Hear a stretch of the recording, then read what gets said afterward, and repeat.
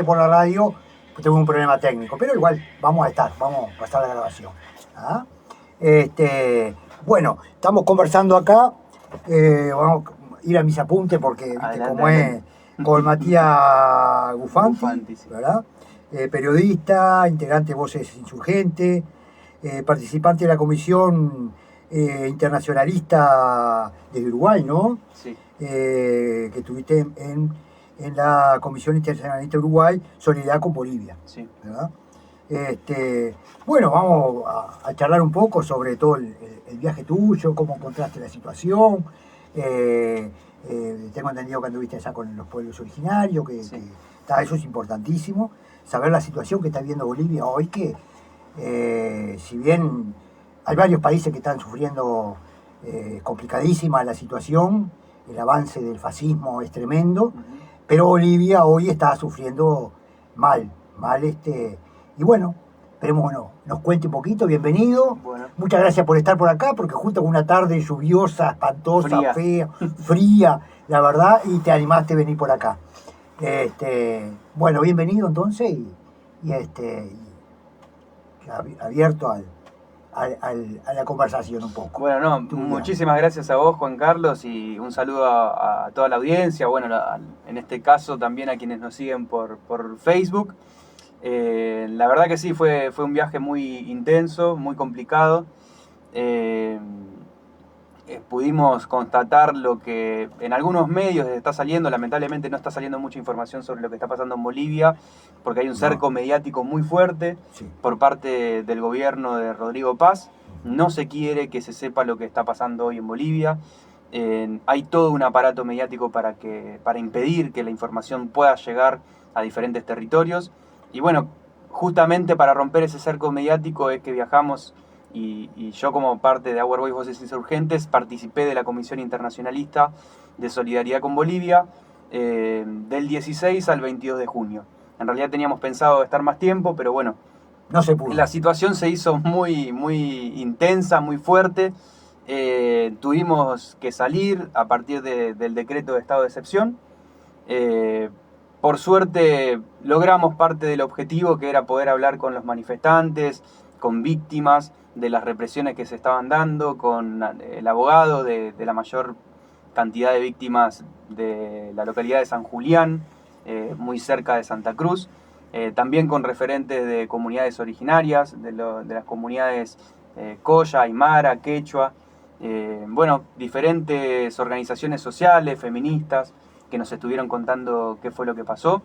Y a partir de eso elaboramos un informe que publicamos y difundimos, en el cual contamos un poco, intentamos dar algunos datos de todo lo que está sucediendo hoy en cuanto a la vulneración de los derechos humanos por parte del Estado hacia los manifestantes, en muchos casos autoconvocados, muy enojados, muy dolidos con toda la situación de Bolivia, con el avance del neoliberalismo, de la ultraderecha, y también de la traición de un gobierno que prometió muchísimas cosas a esas comunidades, a los campesinos, a los mineros, a los diferentes sectores de la sociedad. Para conseguir los votos, obviamente. Para conseguir llegar al gobierno, y terminó traicionando por completo, a la gran mayoría. A partir de ahí es que se desencadena esta gran huelga general que se plantea en Bolivia, con más de 90 cortes de ruta. Cuando nosotros entramos había aproximadamente 45, después se decreta el estado de excepción y lamentablemente se avanza sobre los manifestantes de una manera terrible. Incluso al día de hoy eso sigue, más ahora con el estado de excepción, permitiendo que el ejército pueda avanzar y pueda reprimir sin ningún tipo de límite. Hoy nos llegó información de que referentes de la organización Tupac Atari fueron detenidos, o sea, sigue habiendo detenciones. Cuando nosotros estuvimos ahí hubo más de 500 detenciones, sin ningún proceso judicial, inventando causas en cuanto a terrorismo, narcoterrorismo, y delitos que son de corte internacional. El pretexto que tiene siempre, sí, lamentablemente.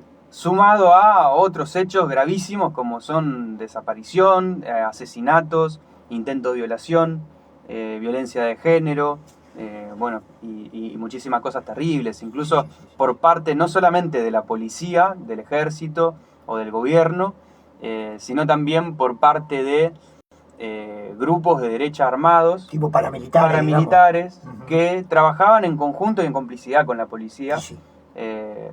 Una policía que les garantizaba impunidad para hacer lo que querían. Grupos de extrema derecha que con machetes agredían a los manifestantes. Muchas víctimas nos hablaron mostrándonos sus heridas de machetazos. Casas que fueron saqueadas, destruidas, algunas casas que fueron prendidas a fuego, motocicletas que fueron prendidas a fuego por esos grupos. Bueno, una situación, la verdad, tremenda, y que acá no se ve en los medios. Sí, no sale, no está saliendo por ningún lado. No, si nosotros no tenemos contacto con emisoras y medios alternativos, digamos, donde podamos conseguir información, digo. Es desde los únicos lugares donde está saliendo la información, por eso importantísimo este tipo de espacios de comunicación donde la información se filtra, ¿no? Se filtra de estos cercos, de estas fronteras mediáticas que los gobiernos instalan, porque necesitan que todo esto se haga en total silencio y sin la solidaridad internacionalista, a la cual tanto le temen. Exacto, porque creo que hubo una brigada que no le dejaron entrar. Hubo una primera delegación que no pudo entrar, una delegación de derechos humanos. Ellos intentaron entrar por el aeropuerto de La Paz. Antes de bajar del avión, no, en realidad bajaron del avión, pero en el mismo aeropuerto.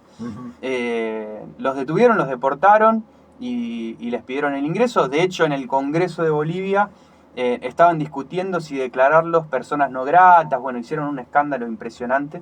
Nosotros ingresamos al día siguiente de eso, y viendo que a través de los aeropuertos no se estaba pudiendo, no se había podido ingresar, decidimos ir por tierra, decidimos ir con el auto, lo que bueno, nos facilitó el ingreso. Por suerte pudimos ingresar, pudimos hacer todo esto que estoy contando. Sin embargo, no pudimos cumplir con todo lo que nos habíamos planteado. También nosotros fuimos perseguidos. Bueno, hicieron un allanamiento tremendo en el lugar donde nos estábamos alojando.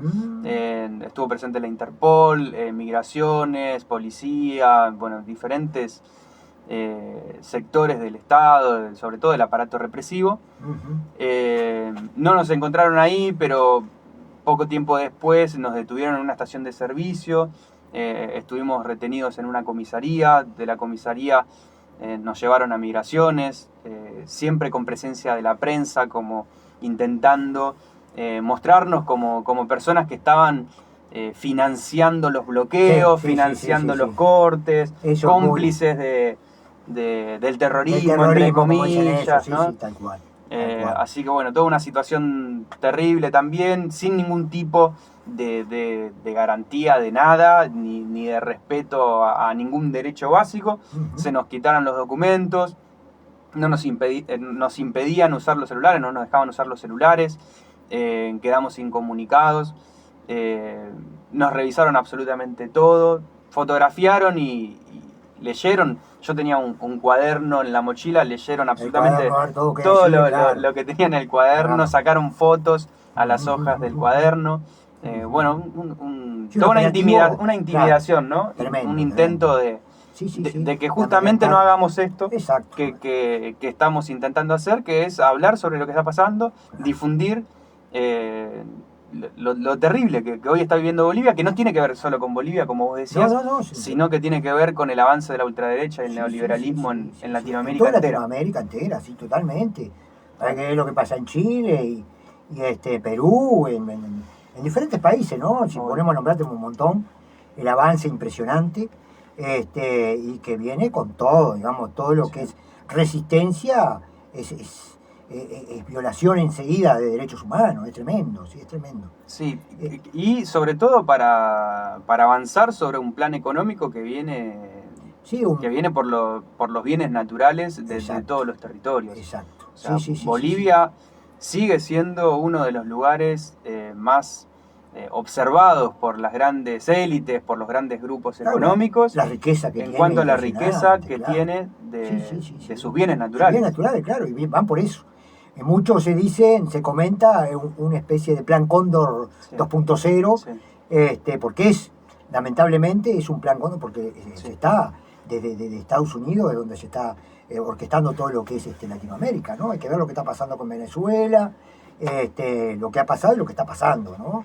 Y cómo Bueno, se vienen apropiando. muchos manifestantes nos decían eso, que les sorprendía la cantidad de personal, de agentes de la DEA Ujú. que veían en los territorios. Sí, sí, Hay una presencia de la DEA increíble. Obviamente Ujú. la justificación de la persecución al narcotráfico sigue siendo una herramienta Sí, de exactamente. injerencia sobre los Y territorios. seguirá siendo, sí. Sí.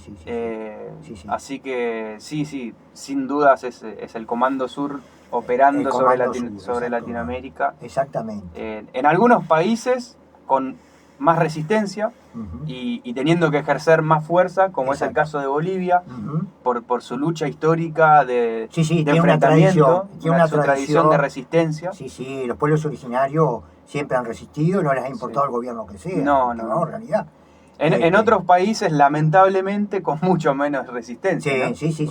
Lo vemos en países como Argentina, Uruguay y otros países, en donde no hace falta reprimir nada porque los mismos gobiernos le dan las puertas, le abren las todo lo que puertas, necesita. sí, le dan todos los recursos, sí, tal cual. No, el caso Bolivia sí es tradicional, es una lucha completamente de los pueblos originarios principalmente. Y otra cosa, ¿qué papel juega, no sé si tú, me imagino qué papel juega la COBA, ya la Central Obrera Boliviana, ¿no? Bueno, lo que nos decían, te puedo contar lo que nos contaban las víctimas manifestantes que fuimos encontrando. Ellos lo que denunciaban era una traición fuerte, sobre todo de la cúpula de la COP. Uh-huh. O sea, la COP negoció con el gobierno antes del estado de excepción, pero cuando la situación ya era un estado de excepción. El decreto del estado de excepción es una oficialización de la situación, no es un cambio. Parece copia, ¿no? Claro. Lamentablemente parece copia. Lamentablemente en todos los países pasa exactamente lo mismo. Sí, qué increíble. Y la COP negocia. De hecho, muchos manifestantes y organizaciones sociales ya estaban enfrentadas a la COP, porque la COP estaba, entre comillas, exigiendo, luchando por los detenidos que se referían a la Central Obrera de Bolivia, pero no de los demás. No de los pueblos originarios. Pero no de los demás. Para que se entienda, en ese momento había aproximadamente 500 detenidos, los números van variando todo el tiempo, entonces es muy difícil hoy tener un número exacto de cuántos detenidos, porque en este mismo momento siguen deteniendo personas. Y la COP en ese momento estaba peleando y exigiendo al gobierno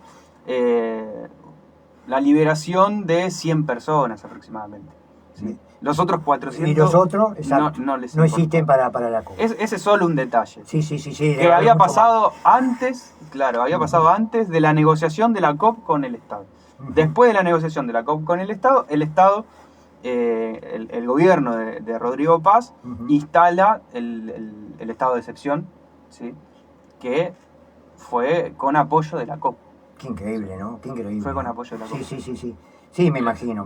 Lo que generó, obviamente, mucho enojo de parte de mineros, campesinos, comunidades. Gente de la piedra, las comunidades, claro, los trabajadores de base. Una traición fuerte, como vos decís, se puede comparar hoy con la CGT en Argentina. Exacto, sí. Sí, lo que pasó en Chile, cuando la revuelta en Chile, digamos, y que viene pasando en muchos países, lamentablemente, ¿no? Es lamentable porque justamente el obrero siempre pone el apoyo, pone la esperanza en su organización, en su herramienta, ¿no? Y bueno, el tema acá pasa de que, por ejemplo, pienso yo que capaz que la Central Obrera Boliviana quizás esperará algún cambio político partidario que llegue al gobierno, ¿da?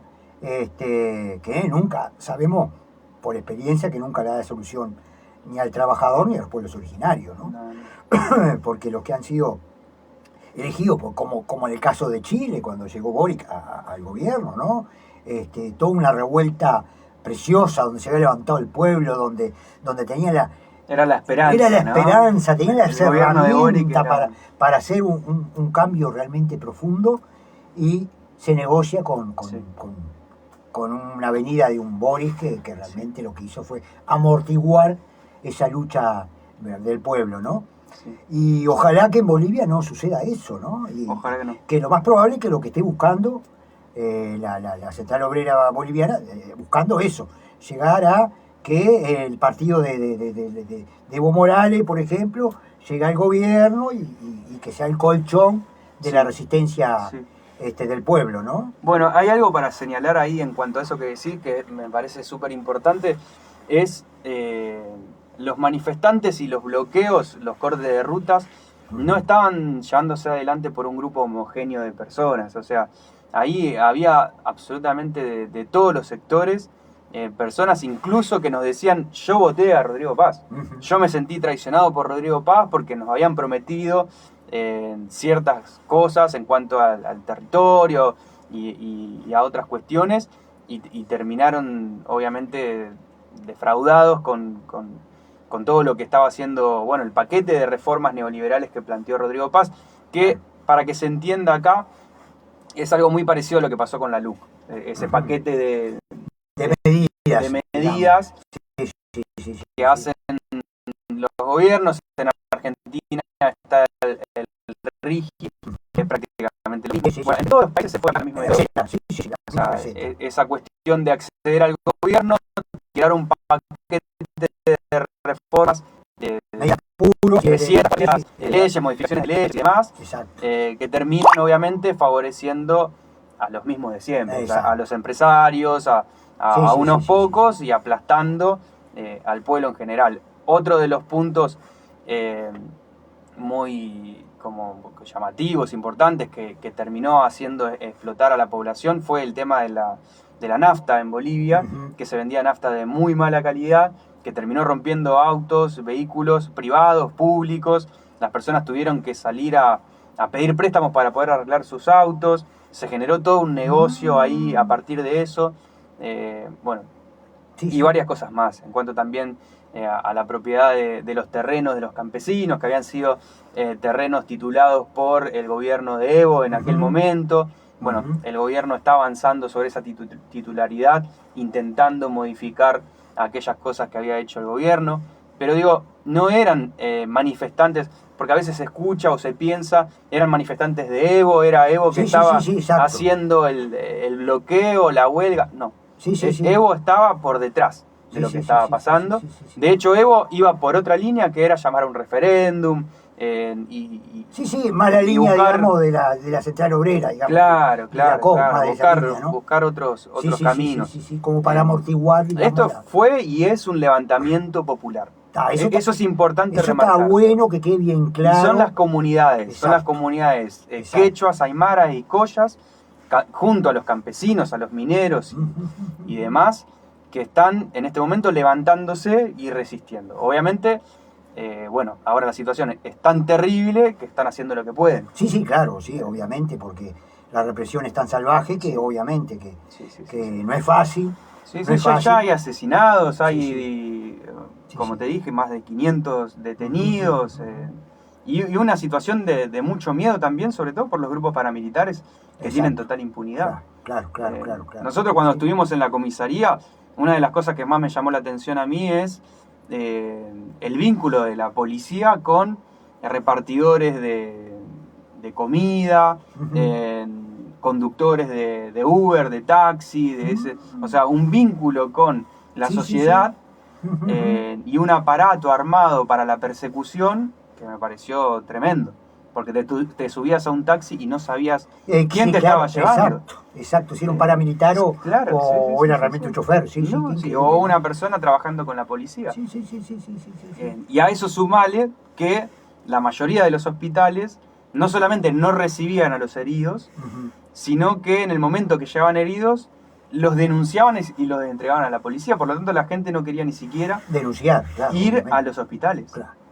Porque los hospitales no cumplían su rol de sanar a las personas y recibirlos, sino trabajaban también los hospitales para la policía. Qué impresionante, qué aparato, qué armado, ¿no? Sí. Qué armada fascismo total. Y eso, sabés que se me viene a la cabeza, cuando tú me estás contando eso, me viene a la cabeza, ¿no? Lo que es Palestina, ¿no? Lo que ha sido Palestina y todo lo demás, ¿no?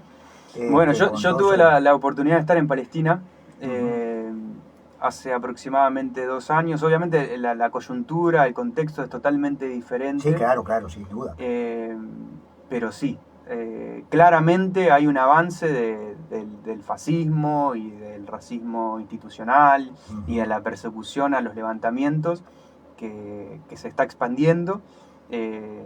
Y se ve también en los acuerdos y en los vínculos que existe, sobre todo de Israel con estos gobiernos, estos gobiernos de derecha, que con los primeros que negocian, con los primeros que se reúnen, con los primeros que se sientan a hablar, no solamente es con Estados Unidos, que ya sabemos eso ya es un hecho, ¿no? Es un hecho para nosotros conocido, pero sino con el gobierno de Israel. Claro, pero los tentáculos del gobierno de Israel está en Latinoamérica y está vinculado a todos los países. De una manera impresionante. Hace pocos días, la que en este momento es presidenta de Venezuela, que quedó de presidenta después de la detención de Maduro, salió a agradecer la presencia con este tema de los terremotos, que fue es todavía una tragedia.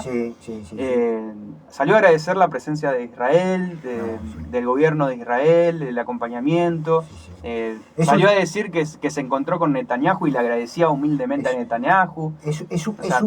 Y me parece es una página aparte, es grande lo que está pasando en Venezuela y con Daisy Rodríguez.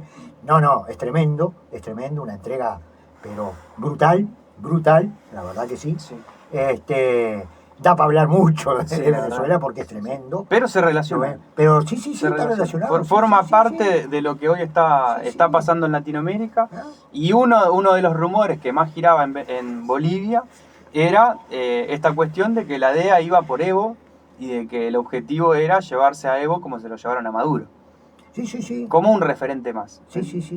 Como una persona que tenían que sacarse de toda la situación que se estaba viendo en el territorio. Pero yo creo que en Bolivia, creo que hay gran diferencia con Venezuela, porque en Bolivia, digamos, tiene una lucha de mucho tiempo, y los pueblos originarios en Bolivia no la arrean con el poncho así nomás.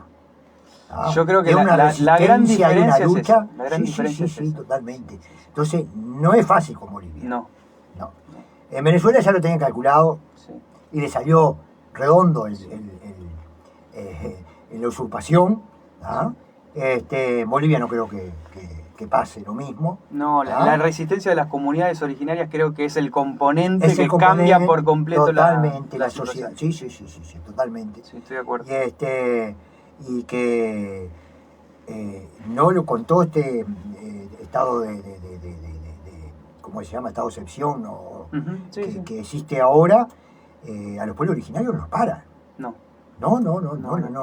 los asusta. O sea, no, y es un pueblo que no tiene miedo. No tiene miedo, exactamente. Sí, es un si bien nos recibían llorando y también felices, es impresionante el recibimiento que nosotros teníamos cuando íbamos a charlar con ellos y nos decían, por favor, no se olviden de nosotros, difundan lo que está pasando en estos territorios. También nos percatamos de que es un pueblo tan fuerte que la policía tiene mucho miedo de las comunidades originarias. En el momento de reprimir, la policía piensa 2 o 3 veces antes de ir, y es más, nos llegó información de que fue a partir de eso, de ese miedo a enfrentarse con las comunidades, que empezaron a articularse con estos grupos de derecha armados y empezaron a mandar primero a los grupos de derecha para avanzar sobre las comunidades, asustar, para después ellos ir a reprimir, porque la resistencia era muy fuerte. Sí. Y cuando hablamos de grupo de derecha, hablamos principalmente, eso me parece importante mencionarlo, de la Unión Juvenil Crucenista. Así que es una organización que se plantea como... tipo JUP de acá, de la época se plantea como una asociación civil que se encarga de cuestiones de Santa Cruz y demás, pero que en realidad es un brazo armado del Estado para poder avanzar sobre estas cuestiones en complicidad con lo que llaman allá el Comité Cívico, que es otra organización. Otra organización que también son De derecha, históricamente de derecha, y de una derecha extrema, fascista. Sí. Y bueno, todo esto pasa por los recursos naturales, porque la idea es el fascismo, y Estados Unidos, que obviamente que está detrás de todo esto, para poderse llevarse los recursos naturales sin ningún problema. Sí. Y saben que hasta ahora está teniendo resistencia a los pueblos originarios, que no va a ser fácil. Hay que ver, yo me acuerdo cuántos años atrás, cuando se luchó por el agua, ¿ah? Que las comunidades lograron parar lo que era el robo del agua, ¿no? Y tiene una historia tremenda de lucha y que han logrado cosas, ¿no? Sí. Entonces, claro, la idea es poder dominar a los pueblos originarios para sacar los recursos naturales, y sin duda, saquear, el saqueo a Bolivia, ¿no? Empobrecerlo. Es el avance del capitalismo extractivista. Exacto. Y la continuación de la colonización. Y la continuación de la colonización, totalmente. La colonización no es un proceso histórico, es un proceso político todavía en acto. Exacto. Y esto demuestra que hay un plan, como vos decías, no se trata de hechos aislados de Chile contra los mapuches, principalmente. O de Argentina, también contra las diferentes comunidades del norte o del sur, o de Bolivia con las comunidades, o de Perú. De Perú también. No se trata de cuestiones aisladas, sino de un plan que está desarrollándose para toda Latinoamérica. Exacto. En algunos lugares tiene más resistencia. Exacto. Como en otros no. En otros no tiene resistencia. Como acá en Uruguay, por ejemplo. Entonces hay un avance rápido sobre muchas cuestiones. Sí. Pero es un plan que se está desarrollando y como vos bien decías, viene de lo que fue el Plan Cóndor en Latinoamérica y tiene que ver con la colonización, con el Plan Cóndor, con el avance del neoliberalismo y con, sobre todo, el extractivismo para los dos grandes negocios que en este momento están moviendo el mundo, que son la guerra y la inteligencia artificial. Exacto. En Bolivia tenemos una de las reservas, la reserva más grande de litio del mundo. Claro. Y el litio es un metal un producto que se usa para las baterías. Exacto. Para las baterías principalmente. Y es uno de los puntos. No solamente el litio, también el cobre. Exacto. Sigue siendo uno de los minerales más requeridos para todo lo que está pasando. Exacto. Para las armas de las guerras que se están llevando adelante, y ahí podemos hablar incluso del genocidio en Palestina y tantas otras cosas, y también del avance de la inteligencia artificial que ya se está aplicando para las mismas guerras. Exacto. O sea, no una inteligencia artificial recreativa, digamos. No. O sea, una inteligencia artificial que se está usando en el territorio palestino. Nosotros, cuando estuvimos ahí presentes, veíamos ya en los muros que dividen Cisjordania del territorio ocupado por Israel, armas grandes que funcionaban con inteligencia artificial y disparaban automáticamente sin la presencia de seres humanos. Sí, impresionante. Ya se estaba aplicando ese tipo de tecnología hace años atrás. En Bolivia nos llegó información de los manifestantes y de las víctimas que se están usando pequeños robots para las represiones en La Paz y en algunos lugares. Ya se está aplicando para destrucción, digamos, en todo esto que estamos hablando se está usando. Sí, es impresionante el avance de la inteligencia artificial en ese sentido, ¿no? Es tremendo. Y bueno, hay que difundir, todo esto está muy bueno. Mañana tenemos una marcha. Sí. Que una concentración a las 18 horas. Ojalá que el tiempo acompañe. Ojalá cambie el clima. Esperemos que cambie el clima, porque hay que apoyar a Bolivia por esa lucha heroica que tiene. Y bueno, mañana estamos en la Plaza Libertad a las 18 horas, ¿no? Después iremos a Cancillería. De la Plaza Libertad a Cancillería para intentar también que el gobierno uruguayo tome alguna posición por lo menos sobre esto, ¿no? Sí, sí, Digo, sí. Esperemos. que Sí, algo sí. pueda... A ver si, por favor. ¿Eh? Sí, sí, sí, sí. Hay una situación crítica en Latinoamérica, en un país cercano, Tome. que creo que no pronunciarnos, no hacer absolutamente Sí, nada, sí. significa complicidad. Hay que romper la complicidad Sí. de los estados en este Sí, tipo de cosas. totalmente, y es el momento, ¿no? Sí, tal cual. Acá, bueno, le decimos al gobierno que tome una posición, pero está difícil. Lo sabemos. Está difícil, sí. Pero está, por lo menos la parte más fuerte, más solidaria, que es el pueblo, que esté presente y que nos manifestamos ahí y exijamos, ¿no? Porque... Y ya compartir este tipo de experiencias y hacer circular esta comunicación también, creo que es importante. Sí. Es importantísimo, sí. Es importante. Sí. Y bueno, mañana entonces a las 18 horas, no se olviden, lo que están mirando acá, díganle a sus vecinos, a sus amigos, todo, mañana a las 18 horas, ¿verdad? Marchamos hacia la Cancillería. Bueno, vamos a estar presentes ahí. También, ya avisamos acá, también vamos a transmitir en vivo, ¿tá? La marcha mañana, o parte de la marcha, para compartir con nuestros queridos seguidores, ¿no? Y bueno, no sé si queda algo más para agregar. No, esto, intentar, creo, hacer un esfuerzo para poder difundir esto, así como tenemos que difundir todavía al día de hoy lo que está pasando en Palestina, el genocidio que se sigue llevando adelante, difundir lo que está pasando en estos territorios, hoy lo que está pasando en Bolivia. Creo que la lucha de Bolivia es una lucha por la liberación de Latinoamérica, tenemos que entenderla así. Exacto. Hay que romper las fronteras, no solamente territoriales, también las fronteras mediáticas. Exacto. Y este tipo de espacios, pero también la comunicación en nuestras organizaciones, en nuestros espacios, en nuestras familias, es una manera de seguir rompiendo esas fronteras que nos imponen. Así que es, bueno, hacer todo lo posible para que esta información circule. Sabemos que en los medios está la policía del pensamiento, donde todo que salga de lo que estructurado no se informa, no se difunde. Y bueno, aprovechamos estas instancias entonces como para difundir y saber la realidad que está viviendo nuestro pueblo hermano de Bolivia, ¿no? Bueno, de acá un agradecimiento por haber venido, por haber compartido este espacio. Y a los oyentes les decimos que estamos los domingos.